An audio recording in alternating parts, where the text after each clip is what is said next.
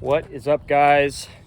Today we are going to talk about a full ownership check-in as far as how this car has been over the last 12 years, and I believe it's 135,000 miles that it's been in your care? under my care, and also under the ownership of my girlfriend, my lady, because this is oh shit, my lady. My lady's G37. So we'll try to keep this brief, but just so you guys know, this is a 2010 Infiniti G37 X sedan. You can't miss the X sedan, all-wheel drive. The car has 174,000 miles on it, I believe. Okay. It was purchased second owner by my girlfriend in 2012. So she got it in Philly. So this is a wet state car. It does have some rust, so that's something we'll talk about in a little bit. But that basically puts it at 12 years and somewhere around 135,000 miles that we've put on the car. Which, quickly to say, we typically don't keep cars that long. No. And that is actually an important distinction. This is definitely like the longest owned car that I think either of us have worked with. I think the only other one is the Integra. Yeah. So 2010's clean title. As far as we'll get into like the really basic overlying stuff. As far as accidents are concerned, the car's never been in like an actual accident. It was bumped on this side in Philly. Yeah, it was parked on the street. It got bumped here. That was one of the reasons for the repaint, because there was some dents there. There were also some dents on the roof from when the car was shipped across country one time. That was also another one of the reasons for the repaint. Yeah, I didn't see it before the repaint. So. Yeah, exactly. So the first time Indy saw this car was in 2019 after I'd had the car repainted. Basically, I decided to start modifying this car because I didn't have any projects at the time, and I like this car. So to give you a rundown of mods, the way that the car currently sits right now, we'll keep it like as quick as possible. Easy lip up front, Tesla Model 3 fog light garnishes, LED front headlight conversion. The whole car has been repainted Malbec black. That was in 2019, so we're at about 4.5 years on this paint job. The fog light garnishes and the grille have been repainted. Satin black in the center. The grille was also Malbec black where the chrome was on the outside. The wheels are 1552 Turbo Max, 18 by 8.5 plus 30s. Brakes are stock at the moment. We do have stuff, but I don't know if we're actually going to do it. Ventus Auto Works side splitters, which are aluminum. They're awesome. We have G37. We have a Beltline Chrome Delete. Yep, right here. Changed out the shift knob for a chrome insert shift knob. The headrests are from a G37 coupe, just a little bit more round than custom Suki seats. Yeah, we have a little dog seat in there for a little doggy. We have universal rear spats that used to be $11, but now they're like 18. This is an AutoKits X rear diffuser, Beluga Racing axleback exhaust. Carbon fiber duckbill spoiler. I forget the brand, but it was painted at the same time as the rest of the car because I didn't want any carbon fiber showing on the car because there is no other carbon on the car, so it didn't make sense to only have a spoiler. There used to be Swift springs on this car. The car had Swift springs from about 135,000 miles to about 170,000 miles, so about 35,000 miles on those springs. They were great springs. However, where we live and drive, the roads are terrible, and even though the ride quality of the Swift springs is very good for aftermarket springs, it was just too much for the amount that we are driving this car currently. So as far as reliability is concerned, we do have a whole video on reliability. You can check that one out here, so we'll get into the specifics about reliability in that video. Yep. To do a kind of a quicker summary of that, the car hasn't given me any major issues except for the heater union in the back under the intake manifold, which is a very common G37 problem. It's plastic, so everyone changes it to a metal one. We have not done the sunroof drain, but we will do it at some point because that is another common G37 sedan problem. Record that for y'all. Yeah, and we'll record that when we do it. Yep. As far as problems that the car has a driver's side catalytic converter that's rattling right now, and I did get a quick check engine light for a PO420, I think it is, catalyst efficiency, but I cleared it. It's been 250 miles, which is more than California's criteria for clearing a code to have it pass smog legally, and it hasn't come back. So we'll see how that goes. I do have high flow cats that are ready to go on it. We just are kind of waiting because the underside of this car is very rusty because it was a wet state car. It's not even that it's very rusty, but you know, if you do live in wet states, snow states, all the exhaust components are the first thing to rust. Yeah. And cats just kind of suck to do. Yeah. So it is something that we're going to get to at some point, but I have high flow cats, and while they do pass a sniffer test, they don't pass a visual. So I've been reluctant to do it because I know the smog is coming, and I'd rather do it closer to like passing a smog, so at least I have 2 years to prep for the next one. Well, yeah, and we'll put some heat shields on it and and we'll make it look like it's stock and all that stuff. The navigation system still functions fine. I did get this super annoying thing as far as like a quirk is concerned. Anytime it's a little bit windy, every time I start the car, it tells me that there's a high wind warning, and it like yells at me. So I turned it off. It'd be like, high wind warning, 10 miles from current location. And I'm like, shut up. I didn't know that was a thing. And it'll turn down the music and everything. So I muted all of that. The CD changer, and this was back in, this would have been like 2014, 2015. There's a CD that got stuck in here. So the CD player does not work on this car. This also is one of those rare models that doesn't have any RCA inputs, so I can't wire up an auxiliary cord, which is super annoying because it basically forces me to only wait for Perry. This guy says waiting for pairing every time you turn on the car. It's a Bluetooth thing. It's great. It's just a little bit staticky, so if that bothers you, that's kind of a thing. Which I may eventually do something about that. Yeah. The dash is starting to crack, unfortunately. You can kind of see it right here. That's a very recent thing. Very, very recent, like within the last 6 months. So in the 12 years that we've had this car, it hasn't had that issue up until this point.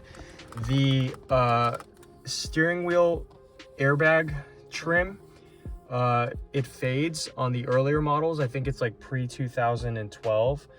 It gets like, it starts to get like gray patches. It's like a rubberized coat, I think. Yeah, it kind of comes up. Exactly. So we took this off and repainted it. The steering wheel has some regular wear. The seat tore right here, so I have leather tape, but I have to redo it. Leather tape racing stripes? Leather tape racing stripes. I did this side just to match it. It was only this side that happened. And then as far as the interior is concerned, otherwise it's just a little bit of chrome stripping right here. But otherwise the interior is in great shape. I don't really have too many issues except for this dash. There is a dash cover that they make that's not like carpet. It's actually like a whole injection molded piece that you can put that covers the entire thing. So when this gets to the point where I can't stand looking at it, I will get that kit and put this on the car. But until then, I'm not really worried about it. This car does have the Bose, and the Bose sounds freaking awesome. Like personally, I don't have any desire to change out the sound system, and it still sounds amazing. So that's definitely a thing. As far as paint is concerned, I can't really speak too much for the quality of the paint because it was like the spots that weren't scratched on the car before we had the whole car repainted were fine. It wasn't like there was any oxidation or anything. Oh yeah. Yeah, I think the quality of Infinity paint is actually pretty decent, but I mean I can't tell you for sure because at the time that we did it, the car was like 9 years old. The paint was fine. It just was. Yeah, but it was just really just scratched in certain areas. What else do we have here? Oh, let's talk about the springs. So on the all-wheel drive models, when you lower the car, it will pull the axles out just a little bit, like 5 millimeters. And that little bit is actually a big deal. Yeah, it actually becomes kind of an issue. So if you are planning on lowering if you haven't bought a G37 yet and you're thinking about lowering it, I would not recommend buying an all-wheel drive G37 unless you absolutely need the all-wheel drive. I just wouldn't. I just wouldn't. There were two solutions to this that you should talk about. Yeah. So okay, so there are technically two solutions to this if you really have to lower your car. One of the as the huskies scream.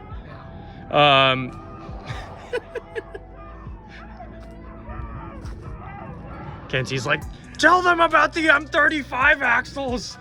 Right. Okay, so if you are only planning on lowering the car about an inch, you can go on the Track Motive.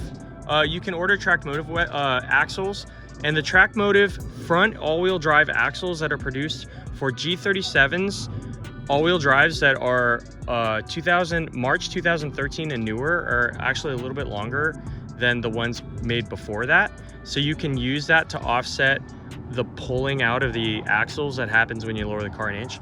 But if you go way lower, like you're planning on going 2 inches of drop or more, some people have reported success with using M35X axles. But if you're not planning on going that low, like let's say you plan on only lowering an inch, the M35 axles will not work. So that's definitely something to keep in mind. Let's talk about the headlights. I restored these headlights just after the paint job. They are starting to get close to needing a restoration again. There is also a crack that randomly happened at some point. I don't know how, but it's been exactly like this since it happened, so it hasn't really gotten worse, which is good. The HIDs failed on me a couple times. Yes. The first time we replaced the ballast with an OEM one that I bought used, and it fixed it for like a year and a half, 2 years. The second time we bought an aftermarket ballast from Amazon along with an aftermarket bulb, and it just started pulsing and then died within a month or two. So we did an LED conversion on these headlights, which I highly recommend. The only drawback is you don't get that really cool pulse on that happens when you turn the car on. Yeah, and you don't get the Kelvin change, but you do get reliability. So if your lights are already on when you start the car, they flash like a regular non-HID will, which is kind of lame for a luxury car, but at the same time, I'll take the reliability over that. Yeah. Our fog light bulbs have failed. Brakes have needed to be replaced. That's all standard maintenance stuff. What else? Am I missing anything? There's not really been a lot of... This car's been pretty drama-free. Yeah. Oh, I guess this is like the biggest thing as far as like maintenance is concerned that we should talk about. We did do the spark plugs at about 165? No, 150, 160? I don't know, it was a while ago. We did it about 15,000 miles ago. And we did the plugs only because Coil Packs, while they have a recommended service lifespan, don't necessarily fail within that lifespan. And because Coil Packs are so expensive, you can find yourself reluctant to want to change them when you do your spark plugs, because they're like $100 of Coil Packs if you're getting OEM Hitachi or NGK. Which is what you want. Which is what you want. You want to be careful when getting aftermarket ones because they have a tendency to fail. So when we did the plugs did need replacing, but I was like, you know what? Let me not do the Coil Packs. And that ended up being a mistake because I developed a random misfire within a couple thousand miles that turned out to be just needing all of the Coil Packs because of the way I guess the seal broke when we did the swap. Well, that's just normal stuff. Yeah. Kind of funny enough, there's another YouTuber. You don't watch their videos, but they had Chinese Coil Packs in like an R32. Oh yeah. Immediately created a lot of issues, breakup, problems. Don't get cheap Coil Packs. Get cheap Coil Packs. And you know, some guys swear by the Z1 Coil Packs. I will say that I love Z1 and I'm happy to run Z1 parts for pretty much anything, but the one Z1 part I will not run are Coil Packs. And it's because generally with sensors, I really want to stay OEM. These cars are really finicky with their sensors, like map sensors, stuff like that. We got an aftermarket map sensor that didn't work, as well as just cleaning our map sensor did for this car at one point. So that was money wasted, like 120 bucks that I wasted on that. Yeah, It was not cheap. I don't remember that. Yeah, that was really annoying. And then, so the reason why I don't trust Z1 Coil Packs is because when I had my coil packs done, my mechanic Wendell, who works at Specialty Nissan, I think it's Specialty Nissan or Nissan, I don't remember what he's over in Eagle Rock. He's super awesome if you guys are looking for a great mechanic in the LA area. He told me about a 300ZX that did not have any misfire issues. The guy brought in Z1 coil packs to get swapped out, and then the car started running like absolute crap. So he had to swap in his old coil packs, which had the car run fine, and then he ended up getting OEM coil packs to replace it eventually. So I personally would not buy Z1 coil packs, but I would buy pretty much anything else from Z1, and we have a lot of Z1 parts on our other Zs. I'm actually checking. I feel like I replaced the 300 coil packs, but I don't think I used Z1 coil packs. I did a bunch of maintenance on that car a long time ago, so I can't remember what I had. Right. So I'll look it up. So, to summarize, 12 years, 135,000 miles, no major drama. The only two times the cars needed to be towed were from the heater union and the random misfire. The misfire was technically my fault. The heater union was just something I didn't know about. Now you guys know it. If you guys have a G37 that hasn't had that maintenance done yet, or you're planning on buying one, make sure that maintenance is done. Otherwise, you could have coolant explode all over your motor, and then you'll have to get the car towed. And that's a thing that is totally preventable.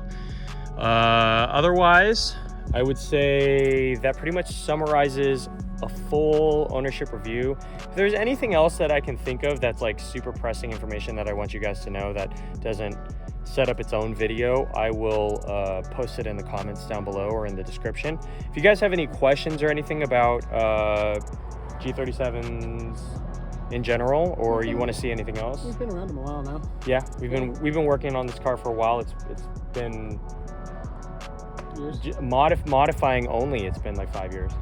Yeah. So if you guys have any requests for any type of G37 specific videos, I know we do want to do the high flow cats. We're working on it. It's a thing. It's a thing. We have Kinetics high flow cats, and we've had 3 mechanics tell us that they won't install it due to rust. Yeah. We're pretty sure we can do it. It's just a matter of taking the time to get around to actually doing it one day. Well, it's going to be a bit of a process because you need the car typically day to day. Yeah. So, yeah. That's a good bit of it. It's been kind of a when do we have the time to actually do it ourselves type thing. So that's going to do it for our G37 full ownership review up to this point. Yeah. Let us know if you guys have any questions about the video in the comments down below, and if you liked the video, please make sure to like, subscribe, ring the notification bell, and we'll see you in the next one. And we appreciate you guys. Did you hear that dog in the light just interrupting, dude? Yeah, that was crazy. Dude.